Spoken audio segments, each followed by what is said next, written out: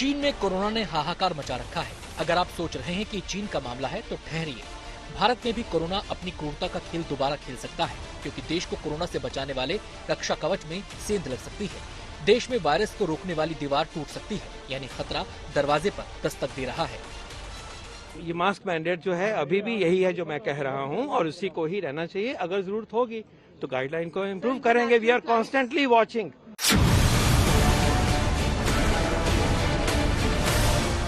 चीन के अस्पतालों का हाल, चीन में मरीजों की चीख पुकार, चीन में लाशों का अंबार। आप देख रहे हैं, अगर चीन वाले वायरस को रोकना है तो चीन वाले वायरस को हराना है, तो उसके बीच में एक बड़ा रोड़ा बन सकते हैं 73 करोड़ की लिस्ट में शामिल लोग। दरअसल भारत में 95 करोड़ लोगों को डबल डोज लग चुकी है, लेकिन डबल डोज लगवाने वाले 95 करोड़ लोगों में से सिर्फ 22 करोड़ लोगों ने बूस्टर डोज लगवाई है, यानी कोविड से बचाने वाले टीकाधारी हैं।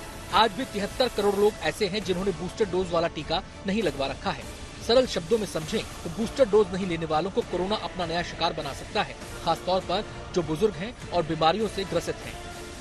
प्रिकॉशन डोज सबको लगनी चाहिए, लेकिन लगी है सिर्फ 27-28%। तो हम अपील करेंगे कि प्रिकॉशन डोज जिसको नहीं लगी है वो ले लीजिए। ये भारत की पेंडेमिक रिस्पांस का एक पिलर है, पॉलिसी है, वैक्सीन अवेलेबल हैं, तो उसको तरफ जाइए। और पर्टिकुलरली जो हमारे सीनियर सिटीजन्स हैं वो कोई छूट गए हैं प्रिकॉशन डोज से, तो हमेशा की तरह जैसे हम पहले भी अपील करते थे कि उनका हमें ज्यादा ख्याल करना है। सीनियर सिटीजन्स क्योंकि वल्नरेबल हैं और बीमारी वाले व्यक्ति वल्नरेबल ज्यादा होते हैं, तो ये खासकर उनके लिए अपील है कि अगर आपको प्रिकॉशन डोज नहीं लगी तो लीजिए, लेकिन सभी को प्रिकॉशन डोज जो है वो मैंडेटेड है।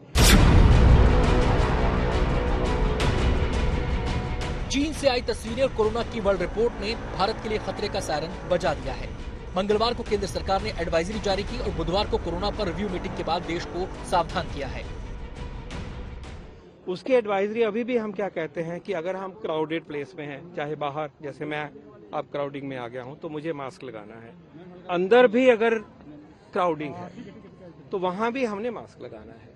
इसी प्रकार सोशल डिस्टेंसिंग की जो एडवाइजरी अभी तक है आपके समक्ष, उसका ख्याल रखिए।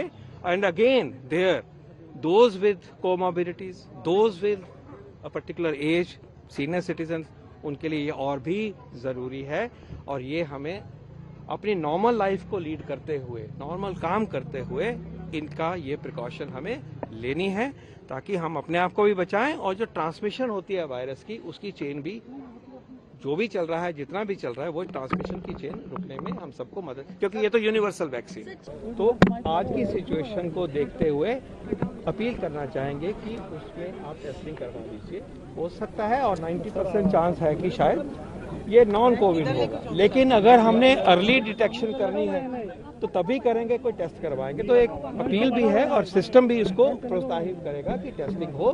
टेस्टिंग बढ़ेगी तो हमारा फुटप्रिंट ज्यादा होता है, प्रॉब्लम जो है वो डिटेक्ट होगी, उस वायरस का आइसोलेशन होगा, उस वायरस का जीनोम होगा, तो हमें पूरी ताकत मिलेगी और हमें समझ रहे कि हम किस तरफ बढ़ रहे हैं। आगे खतरा बड़ा है, लिहाजा सरकार ने एक्शन प्लान तैयार कर लिया है। नंबर 1, लोगों से बूस्टर डोज लगवाने की अपील। नंबर 2, दोबारा मास्क और 2 गज की दूरी पर फोकस। नंबर 3, देश भर में बड़े पैमाने पर टेस्टिंग और ट्रैकिंग। नंबर 4, नए वेरिएंट की पहचान के लिए जीनोम सीक्वेंसिंग। नंबर 5, विदेश से आने वाले यात्रियों की रैंडम टेस्टिंग। चीन में कोरोना के बढ़ते मामलों को देखते हुए भारत ने भी एहतियात बरतना शुरू कर दिया है। स्वास्थ्य मंत्रालय ने इस सिलसिले में एक बैठक कर हालात की समीक्षा की।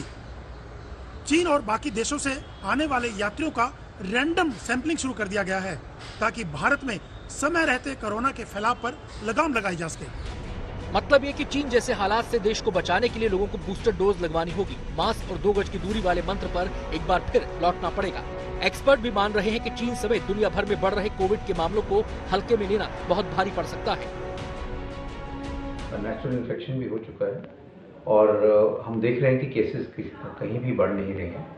तो चाइना के मुकाबले हमारी सिचुएशन बहुत बेहतर है, लेकिन सतर्क रहने की जरूरत है, विजिलेंट रहने की जरूरत है, प्रॉपर सर्वेलेंस की जरूरत है कि कहीं पर भी केसेस अगर बढ़ रहे हैं तो हम उसको जल्दी से पिकअप कर लें और वहाँ पे टेस्टिंग कर लें, जिससे ये पता चल जाए कि कोई नया वेरिएंट तो नहीं आ रहा और हम उसको आगे फैलने ना दें। तो हमारी सिचुएशन चाइना के हिसाब से अलग है, बेहतर है, लेकिन इसका ये मतलब नहीं कि हम बिल्कुल कुछ ना करें। विजिलेंट रहना जरूरी है। Better to be over prepared rather than under prepared. तो जैसे ही उन्होंने लॉकडाउन खोला चाइना ने, एकदम से नंबर बहुत स्पर्ट कर गया है। तो अभी अगर हम लोग भी एहतियात नहीं बरतेंगे, जैसे अब मास्क लोग बिल्कुल नहीं लगाते हैं और थोड़े से कैजुअल हो गए हैं, तो उसके चांसेस ये रहेंगे कि केसेस ज़्यादा एकदम से आएंगे। ऑब्वियसली हम लोगों ने एकदम पूरा जितने भी हम लोग केयरफुल पहले रहते थे वो एकदम छूट गया। हम लोगों ने इन्वेस्टिगेट करना बंद कर दिया एंड ये वायरस ऐसा था जो हमको पहले से ही पता था जो म्यूटेट कर सकता है एंड ये म्यूटेशन करके न्यू सब लिनेजेस ऑफ जो हमारा ओमिक्रॉन वेरिएंट है वो आ रहे हैं। उसके अगेंस्ट ऑब्वियसली जब होगा ऐसे वेरिएंट्स तो इन्फेक्शन तो हो ही सकता है, हो सकता है कि सीरियस ना हो अगर आप रीजनेबली वेल प्रोटेक्टेड हैं तो। कोरोना अभी गया नहीं है और आपकी सावधानी ही कोरोना से लड़ने का सबसे बड़ा हथियार है। अगर सावधानी हटी तो महामारी की दुर्घटना घटते देर नहीं लगेगी। आज तक ब्यूरो।